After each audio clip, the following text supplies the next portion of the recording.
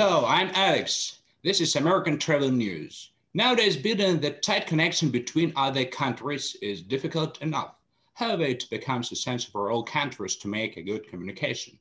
For example, bilateral economic relationship and mutual help is a problem now. One solution of making good relationships with another country is a bilateral economic communication. Today, we are going to speak about differences between countries. When it comes to the discussion about whether harmonizing a relationship between different countries today becomes more significant than before, people hold various kinds of views. It is high time for us to review the truth behind this issue. I would like to invite you to an interview that I am confident will interest you. Today we have a guest, Bill Boerum, Chairman Emeritus of Cities International, Washington, D.C., a citizen diplomacy organization with over 2,000 partnerships in 140 countries. He's the country representative for Russia. Professionally, he's in wine industry, tourism, and he's a certified tourism ambassador. He's an international conference speaker. Hello, sir. I'm glad to see you. Oh, well, good evening to you. And it's morning for me here in California. So it's a very invigorating weather out there this morning, very sunny and cool. So I can bring that greeting to you. Okay, nice to meet you. And my helper, my assistant, Oksana Maletina, candidate of philological science, assistant professor of the Department of Germanic and Romanic Philology, Belgrade State University. Oksana, hi. Hello, everyone.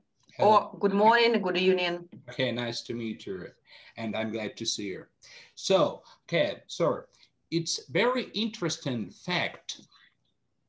You have been to 50 states in the USA, really? What are the main differences between the states in the USA? Climate, economics, political system, population, and as you know, the differences are vast and of every sort. Well, we would need 50 minutes or maybe 50 hours to talk about the many different states in the US. So I'll make some overall comments. United States, like Russia, is a horizontal country from east to west or west to east in your case. And except we have two other areas, Alaska and Hawaii, that are detached. But politically, the states operate in the same framework as to their governmental organizations, how people are elected, things like that. There are some differences which the states pride themselves upon. However, I would say that the populations are largely on the West Coast and on the East Coast. So we have three coasts, which is the Atlantic Ocean, the Pacific, and then of course the third coast, often overlooked, is the Gulf of Mexico, as we call it. And there's population there in Texas and also in Florida. So the population is coastal, which is not unusual for many countries that are bordered by an ocean, maybe even having only one coast. So there's a lot of topography. We have two major mountainous areas in the eastern part of the country. There's one, and then there's also actually two in the western United States, a range that goes from California up to Oregon and Washington, and then into the interior a little bit called the Rocky Mountains. So we've got these topographical features, and those have helped to define the states across the United States. And I came to do this travel mainly because of a business career that I had over 30 years. I traveled around meeting customers and mainly banks that I did business with. So a varied topography. There are river systems, as there are in Russia. You have the wonderful Volga River, the largest in Europe, the longest in Europe. which has many tributaries feeding it. And likewise, in the center of the United States, there is the Mississippi River. And so quite a varied country. I think as compared also with Russia, we have a lot of natural resources. And, but I think the biggest resource that we have is our people. And I was once running for a public office about 30 years ago, as a matter of fact. And someone was asking me about what the best resource of California was. And I said it's people. And I think that's also true in the United States. So we've got people, a more cosmopolitan population, again, on the East Coast, the West Coast, as a result of patterns of immigration. You know, a Chinese population, Japanese on the West Coast, and more European on the East Coast. So, and it's been a wonderful experience to go to these many different states. That's pretty good. Thank you. Okay, sir. Now we are from California. Now, California, the largest state of the United States by population and the third largest by area, located on its coast to the Pacific Ocean. California has natural attractions as well as theme parks and bustling city life. Southern California is home to such popular attractions as Disneyland, Hollywood, and the beaches. Long before California was California, Native Americans used fire to keep their lands where they lived healthy. That meant international burning excess vegetation at regular intervals. During times of the year when the weather would keep blazes smaller and cooler than the destructive wildfires burning today. Tens of thousands of people evacuated, millions of acres burned. Businesses in noted wine growing areas, including Napa Valley, were also under threat. Bill, what can you say about California's wildfire crisis? Well, I think that it's a result of several forces, but the basic is forest management, I would say. And this is something which President Trump came out and said when this fire season started, and he was very much criticized for that. But now, as I read commentators looking at the situation, that's really what it comes down to. And I think it was just mentioned, the attitude or the practice of the indigenous people hundreds of years ago was to have smaller burns, while the forest management approach in recent decades has allowed a buildup of tinder and dry materials and old trees, and to leave them as they are and to suppress small fires, not to allow them to occur. So I think the basic problem has been forest management, which provided the fuel for these fires. But then there were two other factors that have come into the situation. One is the climate. We have a Mediterranean climate, if you can call it that. Sometimes I say it's more Mediterranean than the Mediterranean. Wet winters and long dry summers. Where I live, for example, from March through October, there is no rain whatsoever. So that's a traditional pattern. But in very recent years, we've also had higher temperatures. So whether you can say that's climate change or whether it's weather, simply weather coincidentally happening. So, but definitely the higher temperatures cause this problem. And, but then what ignited these fires? Well, there were power lines of the utility company for the last 2 or 3 years ignited these fires. They would fall down, wind would come along and knock the lines down. So where people are mad at and are after the utility companies. But also we had back in August some weather where there was thunderstorms and lightning, no rain, but lightning, which would ignite fires. So a number of factors that came into it, but I think basically it's forest management. And it's complicated because of the topography. We have many mountain ranges on the coast and also for California, and then also on the eastern part of the state. And there's no denying that this year has been the worst um, situation with wildfires. So I think they're finally now recognizing that management of the forests is important. Mhm. Good, thank you. And international relations introduce you to the world of politics and to the social historical impact of global development. You will learn about the different political systems and governing policies around the world, understand how they connect with the broad range of international issues such as human rights, global poverty, climate change, and etc.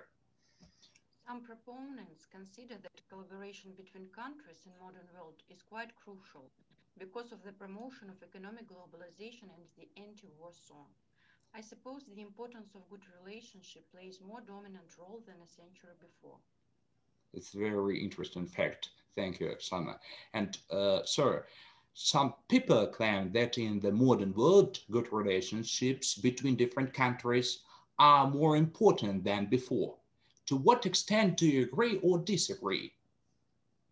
Well, I think I very much agree that these relationships are important, and we make some progress along the way in doing so um, to having better dialogue. And I will point out that the United Nations organization was founded 75 years ago in San Francisco. That is just down the road from where I live. And I went there in June. It was a date in June, I think it was the 25th, 26th, 2 days of public meetings in San Francisco in 1945, of which our allies, Russia, participated as one of the founding members. So that organization, we could spend an entire segment talking about the UN, but I think there are many, that is a facilitating and a convening organization, which we participated in, and there are others. But so I think there's been these efforts, both regionally around the world, as well as globally, to come together in dialogue and to attempt to solve common problems. I think more and more people, at least as they meet in these organizations or converse informally, recognize that we are all human and that we face many challenges and problems. And of course, today, the most prominent is the pandemic. And I think that's one where there's been some cooperation between countries. I know the US and Russia provided each with some medical supplies. And so that was, but a small effort there. But I think for most of the countries, the commonality also concerns extends to terrorism. The US and Russia face International that terrorism, from yes. different factions. And then, of course, also um, environmental issues, whether it's the oceans, the Pacific Ocean, or an area that the US and Russia has some working together in the Arctic. So anyway, I think that these relations are important because we realize that these challenges affect us all. And that may be a benefit of the pandemic, that we will learn that we must work together. And now, as we're trying to cure people and control the outbreak, the real question will be, how will we share the vaccines that will be developed? Because that's really the solution. Good health is very important for every person. Moreover, there is nothing more important than health. And wise people even say health is about wealth. Because if you do not take care of your health, you can't study or work now properly. And sir, answer my questions, please. And now, how is the healthcare in the USA? And is the healthcare in the USA free for some people? Is the healthcare in the USA getting better or worse? And the last question, which is better, private or public healthcare? Right. Well, this, of course, is a very complicated topic, and it's one which is dominating voter concerns in the US, and it has over recent years. People are, how can the government, how can the policymakers address this? And for a long time, dating way back in my own case to the year 2008, there was even then um, interest in what was called healthcare reform, but it really was a better expression to say healthcare financial reform, because the issue was who was going to pay for healthcare, and a variety of factors, which again we could just talk about that at length, is what propels the increased cost of healthcare in any country, but certainly in the US. Let me just say there are a number of factors that have caused healthcare to increase, whether it's the price of drugs, medical equipment, what have you, and the delivery systems. So the question became in the US, who is going to absorb the cost of this? And also, how is the coverage extended? And the US, apart from many advanced economies, really does not provide free healthcare. The only people who get free healthcare are the people who are very, very poor. So, and they get it for free, but that's a very small percentage of the population. The other people either pay for it themselves or they have the dominant financing of healthcare in the United States is through a company, who you work for, and you may pay part of that cost. The company may pay part of it. So it's an private insurance system that is employer based. Then we have specialized programs for Medicare for older people, but even we have to pay something for that. And the government, the US government pays about half of it. So it's a complicated system, and it's still working its way out, I must say. But I think that there are a couple of very positive elements here in healthcare in the United States. One is we have a very innovative medical device industry, which is always inventing new devices to diagnose and to treat medical conditions. So there's a lot of competition, and it's all private companies, publicly owned companies that develop these medical devices, and a lot of innovation there, more and more from, if you want to call it, Silicon Valley. And this enables telehealth and better diagnostics with the medical devices, truly extraordinary devices. The other part that's very, very significant, but it's controversial, is what we call big pharma, meaning the big pharmaceutical, the drug companies, of which a small number dominate. And they're innovative, but they are hampered by government regulations. It takes a long time to roll out new drugs. By the same token, however, they are guaranteed big margins of profit. And this is a political issue. So I would say that from the delivery of healthcare, the provision of healthcare, the private system does the best. Um, and people who can have it paid for partly by their companies, their employer, or for elective procedures, if you can afford to pay for it yourself, you will get excellent care. So it's comes down to the financial reform of healthcare, which has not been fully resolved. Mhm. It started with friendship. Russia and the US had a long history of trade relations. During the American Civil War, Russia supported Abraham Lincoln and the North. We don't need northern and southern states. We shall only be satisfied with the United States of America. The Russian foreign minister wrote to the Americans, reminding them that the Russians had been the guardian angel since the time of the first US president.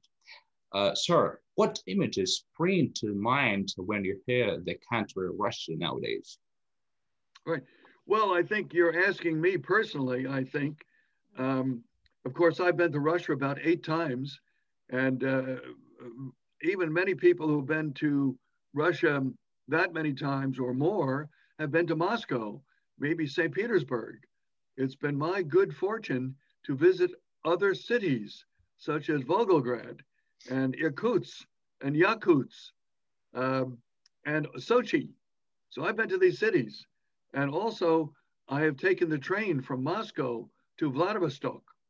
I went on that trip. Um, so my experience is of a wonderful country, which is a large country. You have 11 time zones. We only have three. Um, and so I see a large country.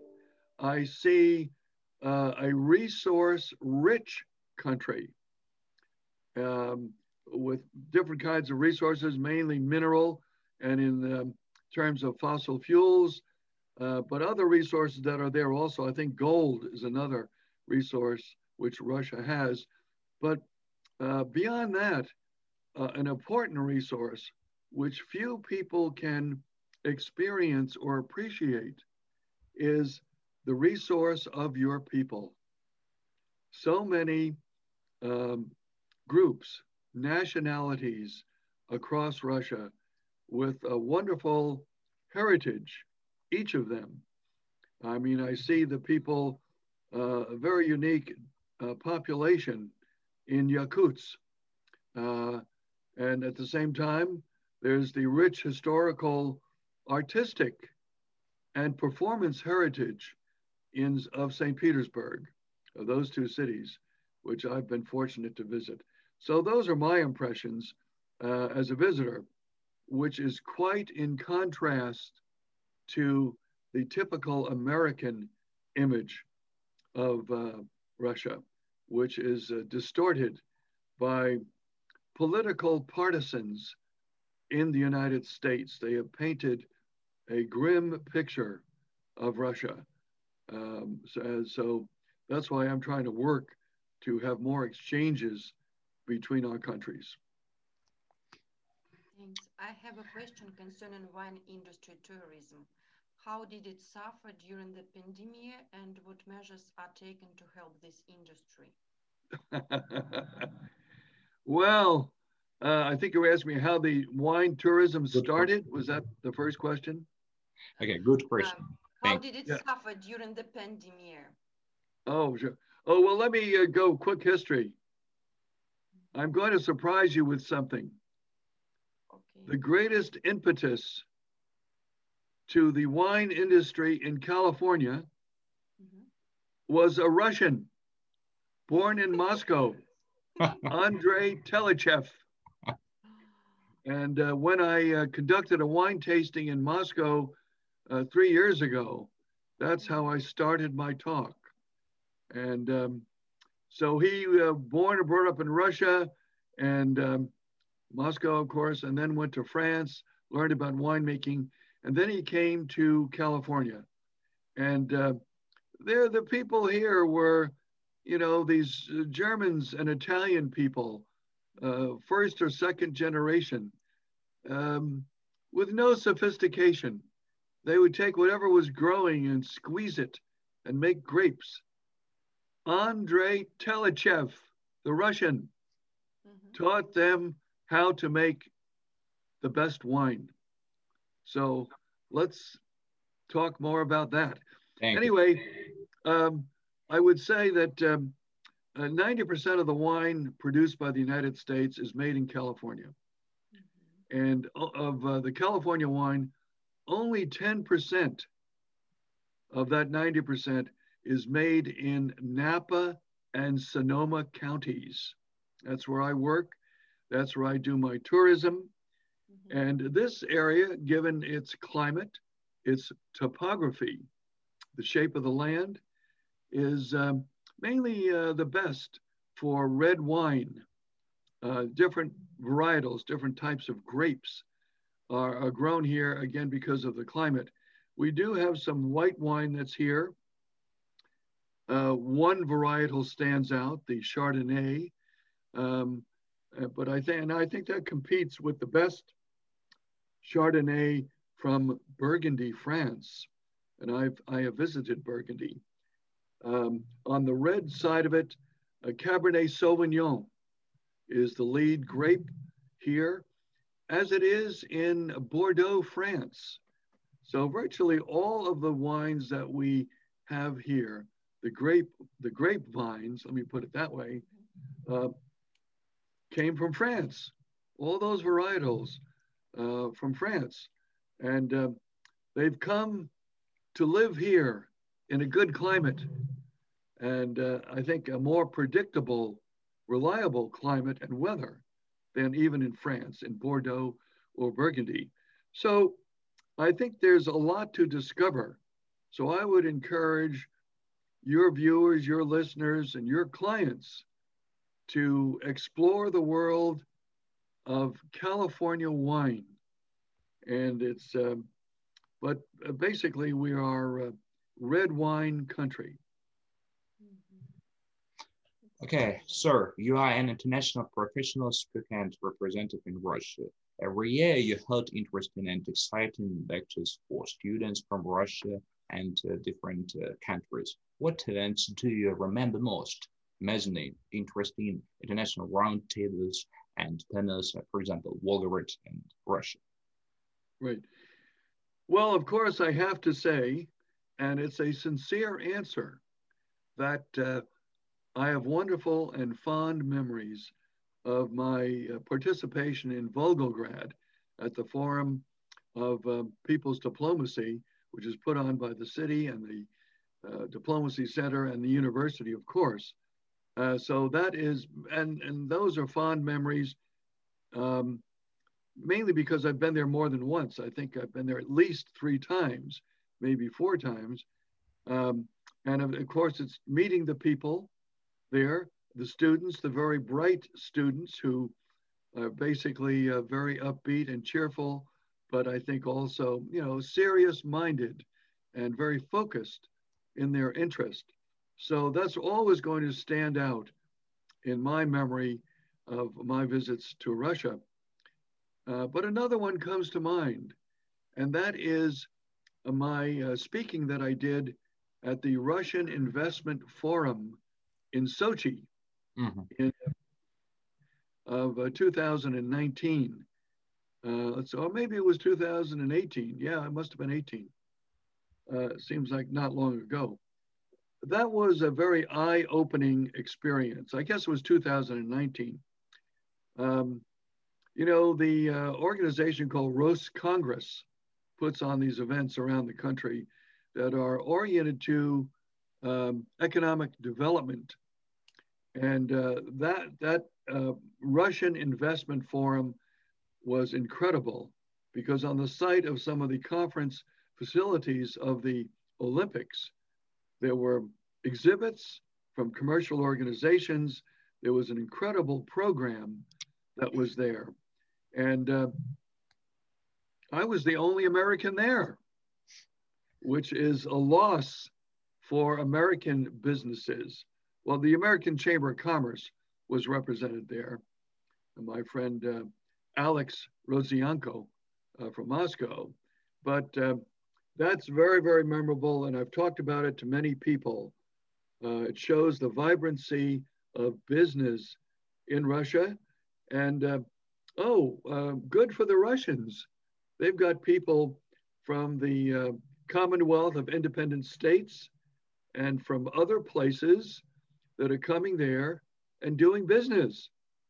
And we are missing out. So that stands out as a vibrant memory. You have visited many different countries. Which country impressed you so much and why? Share your life experience, please. Right. Well, that country is Colombia, which is in South America. I've traveled to all the major countries in South America, some of them multiple times. And Colombia was an example of that. I first went to Colombia in 1968 on a program. It was called the Peace Corps at the time, and I had some personal difficulties, was not able to stay for the program. But I went there in '68, and I didn't get back till almost 40 years later. But I made several trips there. It's a large country. I think there's 40 million people in Colombia, so it's bigger than you would imagine. And it's at the top of South America, bordered by Venezuela, Brazil, Ecuador, and Peru, I believe. What I like about it is it has a wonderful topography. The northern extension of the Andes Mountains go into Colombia, and it then branches out to 3 mountain ranges, which creates a very unique ecology, wildlife, and hundreds of years ago, to many different indigenous tribes of people. And there's also a fabulous river there that's called the Rio Magdalena, which goes, one of the few rivers that goes south to north. And it is a river which in many ways, again, provides a similar function as does the Volga in Russia. Tributaries and cities along the way, but in Russia, it's much more developed with the Volga. But the Magdalena, and I'm currently reading a book that just came out a few months ago called Magdalena, the River of Dreams. And it's very well written, a good man writing it. But the other element of Colombia that I like is again, the people who are there, who are descendants of Spaniard people.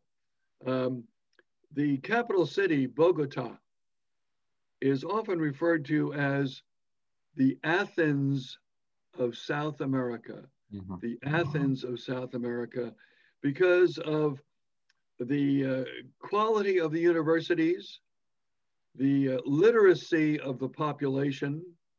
And I visited Bogota many times, and it's a beautiful city, high in the mountains, but I have visited other cities throughout Colombia. And it's a country that exports different products to the United States. Flowers is one of them, vast acreage of flowers. But another agricultural product not so good is the cocoa, the cocaine. And that's another whole topic of politics, civil war, contention, death, etc., that has sullied the history of Colombia. But the conflict is now quiet, and that's another whole story. But anyway, I guess I would say that Colombia is my favorite country.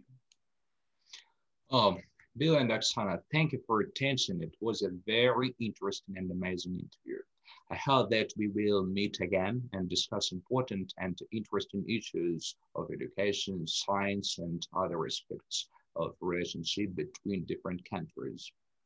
Thank you, Bill. Thank you very much for this opportunity to converse with you and your audience. Thank you. Thank you, Roxana. Take care of yourself and your loved ones. See you later. Goodbye. Bye-bye.